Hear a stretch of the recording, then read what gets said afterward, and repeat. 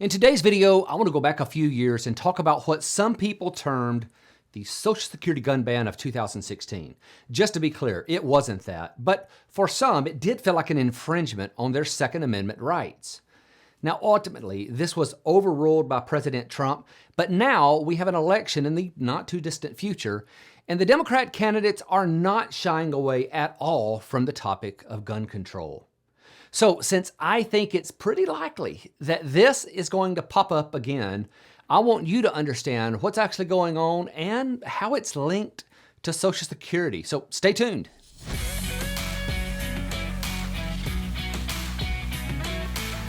Hey, I'm Devin, and this channel is all about explaining Social Security so you can use the rules to your advantage.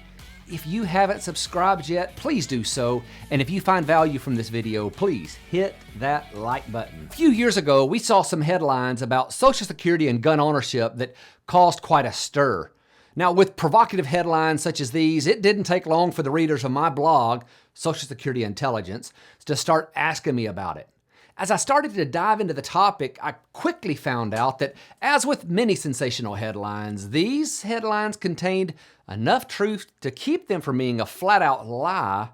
But as you know, that's not the same thing as being completely accurate. Now, with the election coming soon, the discussion of gun control is starting to come up more frequently, and I'm pretty sure this topic is going to be revisited, so I want you to have a better understanding of the full scope of this issue when it does. So first, let me give you full disclosure here. I personally own several guns and have even had to use one to protect my family. But despite having bought several guns from a local shop, I really had no idea of what happened in the background when I bought one. I knew there was a check of some sort, but didn't really know much else.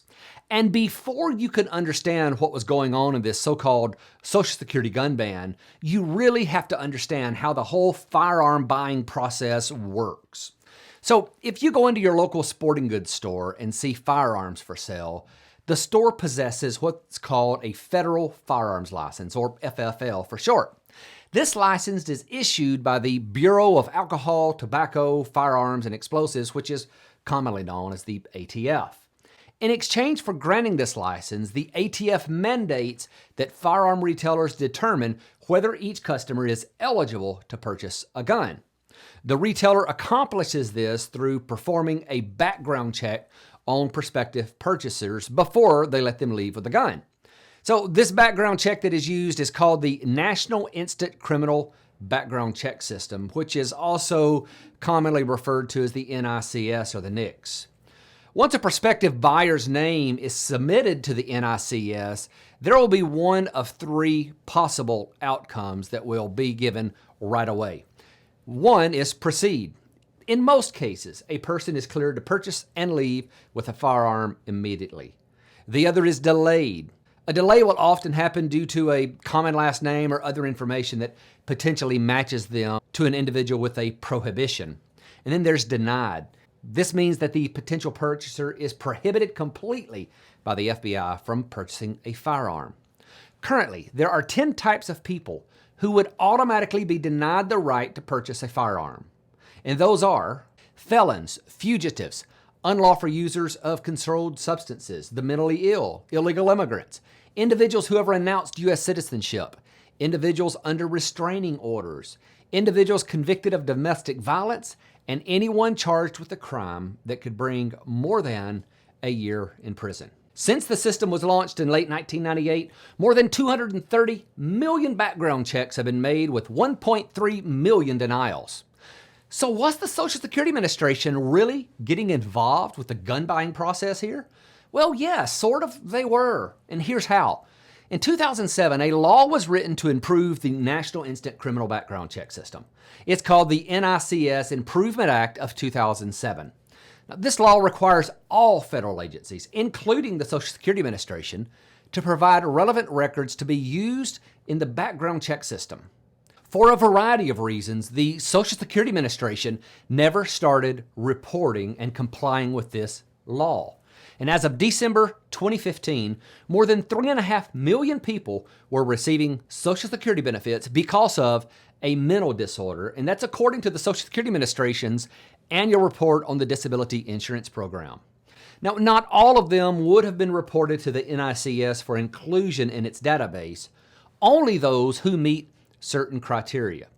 The new rule put into place specifically directed the Social Security Administration to begin complying with the 2007 law. The specific language was that any person would be prohibited from firearm purchases if they'd been adjudicated as a mental defective.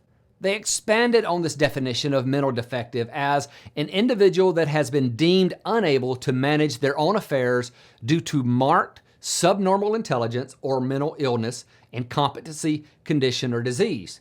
Effectively, for an individual to have been reported to NICS, they have to meet 5 criteria. The individual must have filed a claim for disability benefits, and the individual must be awarded disability benefits with a mental impairment that is on the listing of impairments-mental disorders.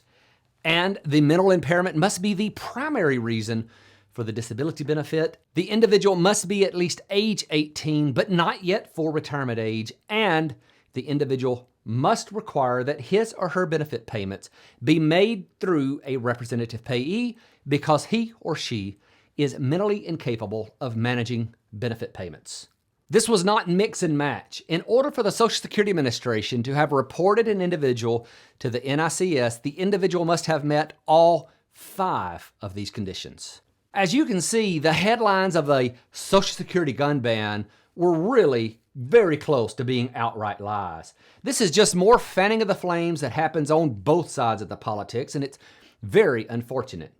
This was simply an attempt to make the Social Security Administration follow the same rules that other federal agencies already follow. You know, it's hard to present information like this and remain completely neutral.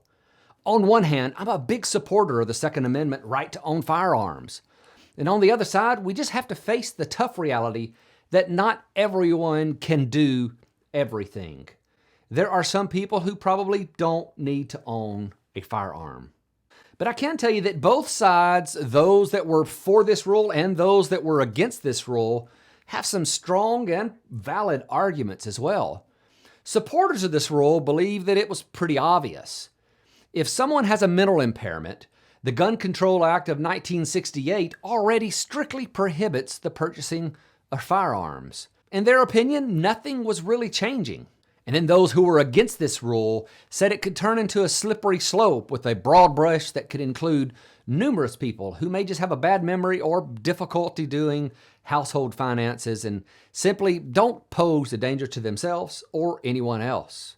And the question was once posed to me, should someone who enjoys hunting but has PTSD be denied the right to purchase a firearm? Well, as the election gets closer, this will surface as a topic again, I'm sure. And you'll probably start to hear more about this. Unfortunately, this news will often be sensational and misleading. So I'd like to hear from you. Do you think the Social Security Administration should pass along information about mental disabilities for inclusion in the background check system? I look forward to hearing your thoughts in the comments below. And hey, if you found this video useful, be sure to hit the like button and then share it with your friends. Thank you so much for watching. Have a great day.